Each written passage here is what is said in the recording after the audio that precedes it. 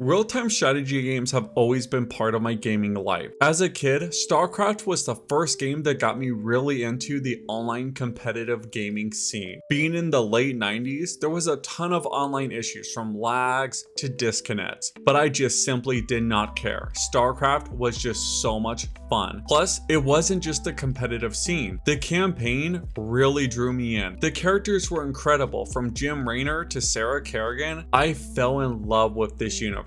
Not to mention all the amazing custom maps from the online community. In fact, I was still addicted to this game years later, but little did I know that Warcraft 3 was gonna come along and just feed right into my addiction. When I wanted something more sci-fi, I had Starcraft, and when I wanted my fantasy itch scratched, I had Warcraft 3. Not to mention all the incredible custom maps, from Falling in Love to tower defense games and even MOBAs. These two games really set the tone for a lot of my gaming addiction and really formed the type of gamer I would grow up to be. I was still playing these games for nearly a decade until StarCraft 2 came on the scene. Blizzard just nailed this genre, and these universes are, in my opinion, just master craftsmanship in the story and setting they're set in. But sadly, Blizzard has kind of let the real-time strategy scene disappear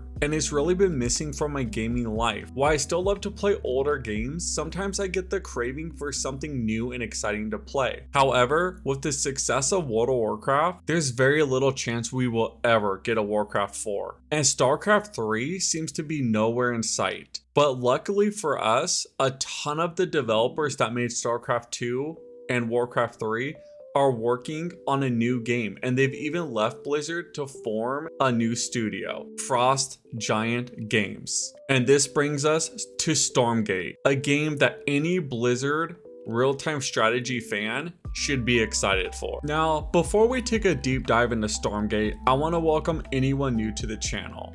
If you are new, please consider subscribing. I got a ton of stuff in the works that I would love to share with you all. Also, if you do happen to enjoy the video, let me know by dropping a like. But anyways, guys, we got a lot to get into, so without further ado, let's get into it. Alright, so right up front, I want to address the graphics. Yes, these are more of the cartoony style graphics that were found in the Warcraft 3 video game. I know this is not everyone's cup of tea, but I definitely think this is actually a smart move. One of the reasons Warcraft and Starcraft really stood out is the art style, and I always prefer a great art style over the photorealistic graphics. Like I said, this is just personal preference, but it happens to be one I agree with. And yes, before anyone says it, I know Starcraft and Warcraft started as Warhammer and 40k games.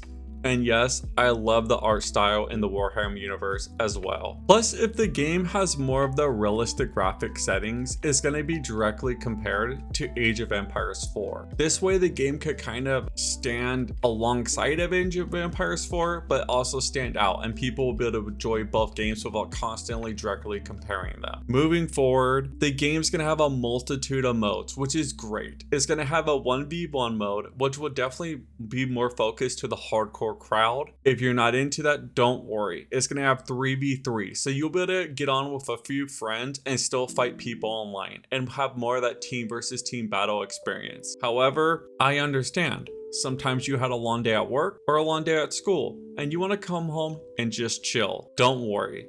It's also going to have 3 versus AI opponents, which is awesome. This gives a different set of game types for the mood or type of player you're in, and it's something I greatly appreciate. We're getting the best of both worlds. Now, Starcraft and Warcraft weren't just great because of the online scene. They also, like I said before, had amazing characters and great stories. So I was wondering if Stormgate was going to have a campaign, and luckily, yes, the game is going to have its unique story and campaign mode in it that allows you to really enjoy and learn this new universe. Plus, the campaign will be able to be played completely in co-op, which is really cool. These games are a ton of fun, but it's always more fun to play with a friend. So I'm glad to see this addition is being brought to the genre with campaign co-op. So far, only 2 races have been announced for the game. However, I want to point out it's been heavily hinted at a 3rd race will be announced before the launch of the title of Stormgate. Plus, they may even add additional races in the future. Anything is possible. The first race we know about is the Human Resistance.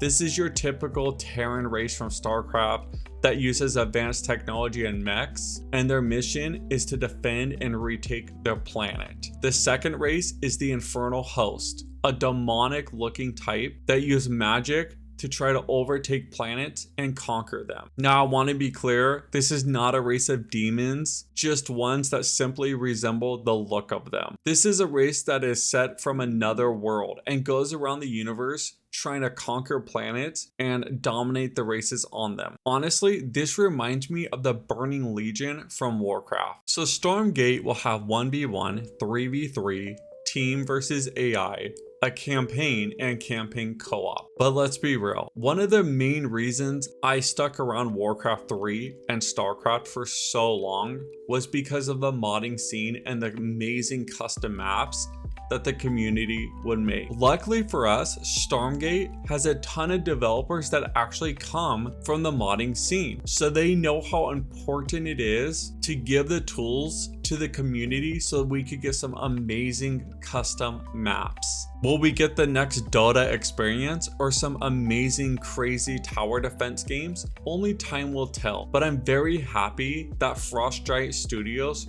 recognizes how important it is to give the tools to modders so we could get these great custom maps. I definitely think a passionate community is really what makes a game amazing and gives it the long-lasting life that has kept some of these amazing Blizzard games around for so long. So yes, I'm very excited for this game, but there are still some things that have me a little bit concerned or worried about. For starters, the game's free to play, and that's a red flag for me. So many free to play games are just complete trash when it comes to monetization. No details have actually been given how the monetization will be handled in this game. So until I see something of actual substance in the plan, I have to be willing to protect my wallet and just assume that this could be a predatory game. I hope not, but we'll just have to wait and see. Secondly, no gameplay has actually been shown for this title, which really sucks. I understand this is a smaller studio that does have talented people, and these things do take time. So hopefully when the game is shown off, it looks incredible. Coming from Warcraft and Starcraft, these developers have set expectations extremely high, and I'm really rooting for them to deliver the type of quality that we've come to expect from their past titles with Stormgate. We'll just have to wait and see.